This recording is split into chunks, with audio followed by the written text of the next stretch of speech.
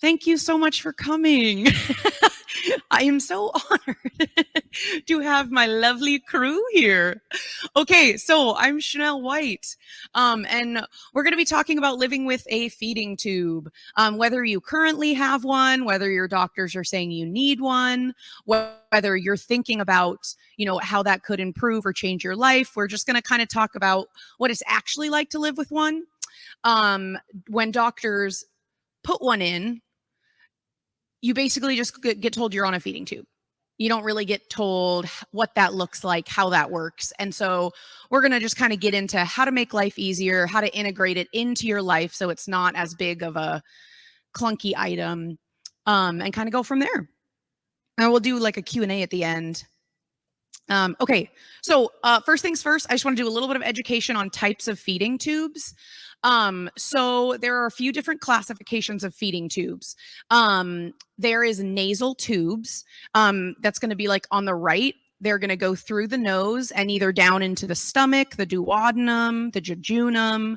So that's kind of where you get NG, NJs, nasal gastronomy, nasal jejunostomy. And that is typically a transitory feeding tube. So it's something they're giving you in the short term because they are awful on your sinuses. They're awful on your throat. They are not meant to be long term, but you will see people kind of on them in between surgeries or, if maybe their surgical tube clogged. That I was waiting for my surgery. And so I have had a couple of those in between. There is a G tube, which is a gastronomy. That's the one in the middle. And that is going to go into the stomach. So if you get a gastronomy tube, it's typically because maybe like you're having serious trouble swallowing and you can't get things to your stomach. The J tube is going to be the one with all the gnarly stitches down there. That goes right into the jejunum, which is part of the small intestine. And that is when like you have gastroparesis. And even if you can get something to your stomach, it's not digesting. So they go right into the intestine where that digestion is going to take place. GJ tube is a combination of both. So it's a surgical tube that they're gonna make a G tube hole and they're gonna feed a tube through it. It's a nasal tube. They feed through it that goes into the jejunum so you can access both. Now on the picture on the left, so I had a J tube and a G tube. The GJs, I had a GJ and it was like the worst thing ever. They get clogged and they flip and they're very difficult. I was in interventional radiology constantly trying to get that thing unclogged or unflipped. And so my doctor said, what's going to make life a lot easier? A separate G and a separate J. Truly best decision that she had ever placed upon me was to separate those tubes. And so I used my gastronomy tube to just drain all the bile that would build up in my stomach. And then I use the J tube to feed. We'll kind of talk about different types of formula, but different types of formula typically are going to go in the J versus the G. You're going to be feeding at a very slow rate. G tube is something you can do boluses into, which is where you just kind of hold a syringe and it's going to go in there. J tube, they need to be tight. I mean, a lot of G tube patients also titrate with pumps, and we'll talk about that too. But the J tube is always titrated because the intestines aren't like the stomach where they're going to expand. So that's kind of a whole different ball game. So there are a couple different types of tubes. The middle one, you can see it's like very long. So I'm just going to stand over here so you can see it. Ugh. So this is part of the tube. This whole thing is one piece. They can cut it to however long you want it. I like to have them long just so it was less hard to access myself. It was just easier. This is the tube right here, just this tiny one. And then their extension sets, you click into it. So you can have a low profile when you want one, and then you can click into it. This one is actually very similar to this tube. My intestine was too small for the balloon anchor. So they just put in the stitches, which is really uncomfortable. I don't recommend. It's hard really bad. bolus versus pump feeding, we talked about that. Designated drain tubes, we talked about that. I'll go to the next slide here. Welcome in, guys, come on in. So one of the biggest things that you're just not really going to be told by your physician is that you're going to have an open wound at all times. So when you get a feeding tube, it's something that is sticking out of your body. It's in your organs and it's outside of your body. So there's an open wound and it's called a stoma. And that wound has a little life of its own. You've got to take care of it like it is a newborn so that you're not miserable. So stoma is just a fancy name for a hole. When they're all healed up, they just kind of look like little belly buttons. This is like an active stoma. And they're going to leak. They're going to be kind of uncomfortable. You're going to get kind of crusties and leakage, and that's very normal. And something that they don't tell you very often when you get a feeding tube is you got to use a barrier cream. They tell you to clean it, once a day. But they're not really telling you how to live successfully with it, how to live comfortably with it. And so over on the left, I have some barrier creams. And all that means is that you're putting something kind of like diaper rash cream for a baby. You're basically putting feeding tube rash cream. And it actually, I use a lot of baby rash creams. Like monkey butt is a good one. I really liked calmoseptine because it had a cooling effect. And you can honestly end up with burns from your own stomach acid if it leaks, which is pretty common. And so you always want to have a barrier cream. I also really enjoyed Betty honey, which is like a medical grade Manuka honey that would kind of help keep that area free of bacteria. I use the calmoseptine to stop the, excuse me, the burns. So on top of the moisture barriers, I like to use kind of like, so this one is gauze, just like a split gauze, and these ones are just like little medical, basically fancy Band-Aids, to be totally honest with you. They're like wound care dressing options, because it is an open wound and you do take care of it. A lot of people actually get sent to wound care to learn how to take care of their stoma.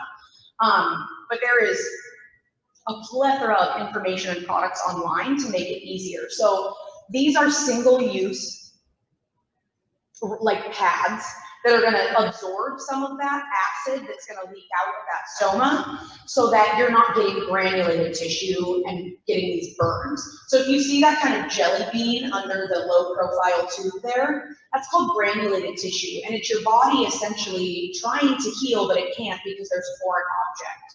And it is very uncomfortable, and they bleed and they're itchy and it sucks. Not every person is going to get granulated tissue, but some people are going to get it. And some doctors will say, oh, we'll like burn it off with silver nitrate. It will grow back. It's going to be there. It's honestly just part of life of a feeding tube is the granulated tissue. But being fed and having granulated tissue is much better than starving with no granulated tissue, I promise. So I use the barrier cream, and then I would use either a piece of gauze, or I'd cut and split those Band-Aids so I was absorbing the acid, and then anything that got out would hit the barrier cream instead of burning my skin. So I like to keep my stoma very clean. I clean it twice a day. I just use like a basic soap. I mean, it's just something, non-scented, and that was really helpful. They do have reusable pads. They're often called tubey pads, and they're like, you can sew them with like bamboo fabric or something to kind of absorb. There's people are either very for reusable pads or very against reusable pads. It's a total personal preference. I've used both. I like to be able to just throw it away because those things get really gross, and I don't really like to wash them with my clothes. They're just not, what comes out of a stoma will stain everything, absolutely everything. So if you do not have something on, all your shirts will get ruined from feeding tubes. I made that mistake many a times.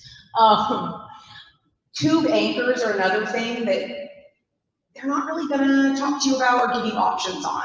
So a way to keep down granulated tissue is to keep your tube anchored. You don't want it flopping. A lot of people will just have it hanging. And that adds a lot of unnecessary weight to that open wound, to that stoma. And so to keep my granulated tissue at bay and to keep my stoma from stretching, which is going to make it leak more, I would do something, you can kind of see it here, where I would get like medical tape. That one is called, I think it's called Helifax, and it's just like a breathable medical tape. And I would tape my tubes to my body so they weren't moving around so much. And that made life immeasurably easier and more comfortable. It's going to make it, because I don't want to say stomas hurt all the time, but you definitely know they're there. You know something's sticking out of your body. And so when they're not moving around and not, you know, I didn't want to get caught on anything, it's really going to help the patient experience. There are lots of different tube anchors. So like I was using medical tape in this one, but a lot of people will use like a IV anchor and just lay the tube in it. Or some people will use, they're called, like they have like these, it's like a sticker and then they have flexible wings and they wrap the tube in the flexible wings. There are many different brands, and it does not have to be a specific feeding tube anchor. Like that tape was not made for a feeding tube, but I used it in that way. Same with like Tegaderm. People will use Tegaderm to hold the tubes down. They'll use IP3000, and it's just, it really improves the quality of life of the feeding tube to make sure it's secured to your body. Here. Okay, so daily equipment. Another thing that you're not really told is that you have options. When you're given a feeding tube, you know, I mean, your doctors are going to say, oh, you need a J tube, oh, you need a G tube, oh, we need to do, you know, this and that. And they'll send you home with a medical, you know, DME company that will send you a pump and bags.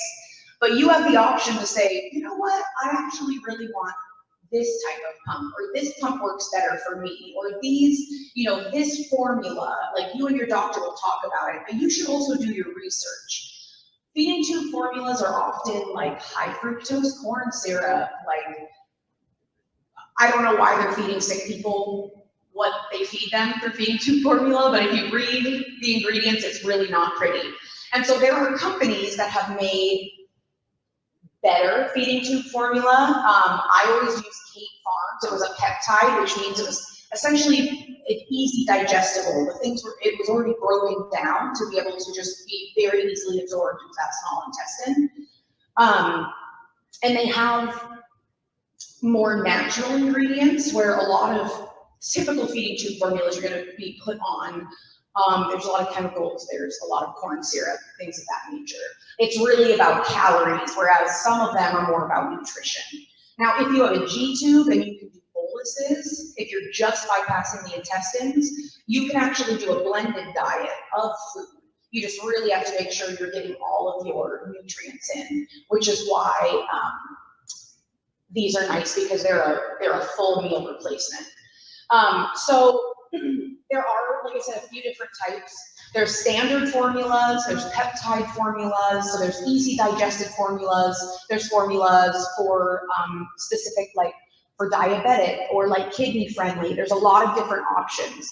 So when your doctor says, oh, you know, we're just gonna put you on, you know, the basic formula, ask them what's in it. Ask them how it's gonna interact with your body. And maybe do some research online and find out what you want to put into your body. You're going to need a lot of syringes. 60 ml syringes are what you're going to use to flush typically. They're like a big, they're big. That's the moral of the story. And every time you use your feeding tube or when you unplug, you're going to flush that with water. That's going to keep your tube unclogged. So you always want to flush through there. You can also get 10 ml syringes. Those are really good for meds. You know, when you have trouble swallowing some of your meds, you're going to need to crush and put through the tube. Now, a lot of times you're going to need to put meds through your G tube. Some people put it through the J tube. It really depends on what your doctor wants. When you put something through your J tube, it's going to be absorbed a lot faster. It's going to have a higher potency, especially if you have trouble digesting in your stomach. So you always want to talk to your doctor, hey, which tube do I put these medications through? So formula bags, this is like, for example, this bag goes with that bar pump on the left. You just fill it up, you hook it up to the pump, and I would throw mine in a backpack, which we'll talk about in the next slide. And it just titrates into you throughout the day. So I used to always just wear a little backpack, and it had one of these pumps in it with a bag full of formula, and I would be eating as I'm walking around, doing my thing. Some people eat while they sleep. They have it set up next to their bed. A lot of scleroderma patients don't do that because of aspiration risks if you're going into your stomach. So let's see here.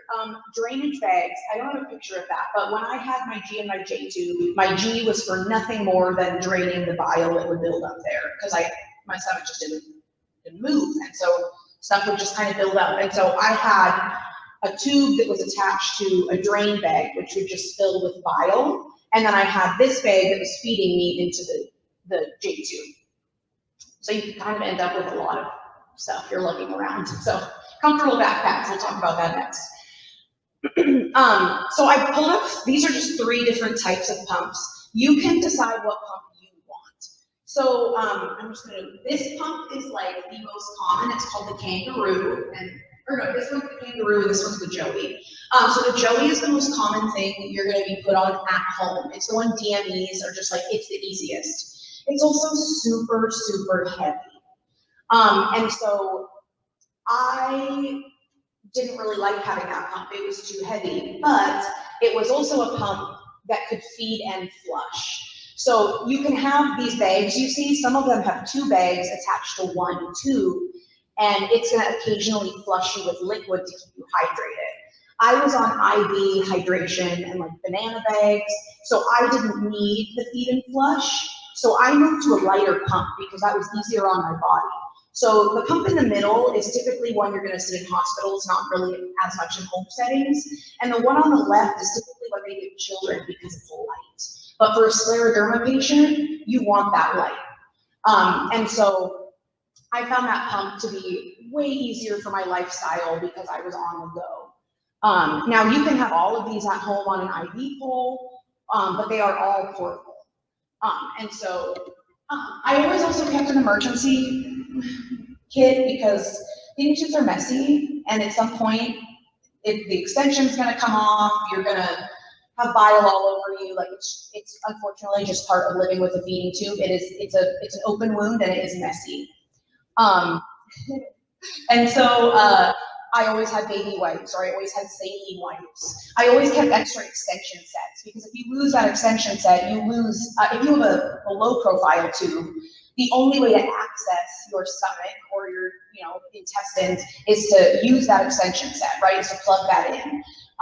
And so I always kept an extra drainage sponges. Some days your stoma is gonna leak more. You're gonna maybe go through 3 to 4 sponges instead of 1 or 2 a day. So I always kept extra things with me. It's a smart move. Highly suggest. So transportation methods. So this one is again a personal preference. So I was on the go, and so I like to have a backpack. When you get a feeding tube, your DME company with your pump is going to send you a medical backpack. It has like a little panel for the pump. It has a place where, for the outlets, the plugs, so you can keep it charged when you're out and about. It has a place to hang the bag. You can also make these. So I was not about the one they give you because it wasn't cute. And so I would go buy a backpack that I liked, so I could express myself, because when you become disabled, when you need medical equipment, you don't stop wanting to be you. You don't stop wanting to express yourself through appearance or, whatever. And so I would get a backpack that I liked. Normally it was something washable, but sometimes it wasn't. And I would basically just attach like a pump or a carabiner, or like sew something in like Velcro, so that I could keep the bag up high. You don't want the bag to just be flopped. You'll get air in your line, and then your pump will yell at you all day long, and you have to reset the whole thing, which is just no fun. So also you don't want to pump yourself with air, you get real burpy. So yeah, what I actually ended up doing This was like my favorite product ever. It's called the Flying Squirrel. That was the original maker, was on Etsy, but now a lot of people also mass produce this on 3D printers. And this is it has an area that you can attach the pump, and then it has a place where the bag hangs from. And I loved this because instead of modifying the backpack, I could stick this in any backpack. I just put it in and I was ready to go. And it was, a one finger item. I could have my entire lifeline, my entire life support of nutrition just in my hand, which before you couldn't. It was a bag, it was a pump, it was all these things. And so this was easily removable. Like, let's say I needed to reset my pump because there was air in the line. Instead of having to undo this entire backpack and kind of, do these things, all I did was pull out my little holder, which, like, they have this hanging on a doorknob, which is awesome. When I took showers, I would just hang it on my shower so I could still be fed. It made life so much easier. I highly suggest those. IV poles, a lot of people, they send you an IV pole when they send you home. The DME that gives you the backpack and the pump and all that. I didn't really use the IV pole. It's hard to move on carpet. And they're clunky, they're big. I would often tip it over because they're not giving you like a fancy one. It's like plastic, and these bags are heavy when they're full of formula, which is why I also wanted a lighter pump because you're already carrying so much weight. So you can absolutely use the IV pole. I would just keep it by my bed, but honestly, once these weren't invented until many years into having a feeding tube, I would just have a command hook by my bed and I would throw it on there if I wanted to rest. They make life a lot easier. And those really, like, they have different names, but if you look them up on Etsy, it's essentially just called like a feeding pump caddy. And they're going to make you much more mobile. They're going to make any backpack accessible for your feeding tube. Oh shoot, that was it. Yeah, I guess I just want to say, like, the 4 questions. Feeding tubes seem really scary, and it seems like it's the end of your life. You have a visible medical device. You're carrying around equipment. You have an open wound. And at first, it is going to feel like your life is over. But once you realize the vital nutrition you are being given, and all of a sudden you start getting your energy back, you start feeling like a human again, you stop starving to death, you stop aspirating every single day, you're going to love that feeding tube. You're going to take care of it like it's your firstborn child, because that is your literal life support. Now, some people use feeding tubes, as well as maybe they have like a liquid diet or things like that. And there's lots of different ways to use them. But when I first had my feeding tube, I was devastated. And over the years, I grew to really appreciate the life that it gave me. And learning to take care of it was a huge part of that. Learning how to make it easy, make it accessible for my lifestyle, changed the way I looked at it from something that was a burden to something that was really giving me life. And so it doesn't have to be scary. It is going to be difficult. It's going to be a life-altering medical device, but it is going to give you your life back if you take care of it correctly. Do you guys have any questions? Yes. You spoke earlier about syringe and sponge, but I didn't understand, why would you need it?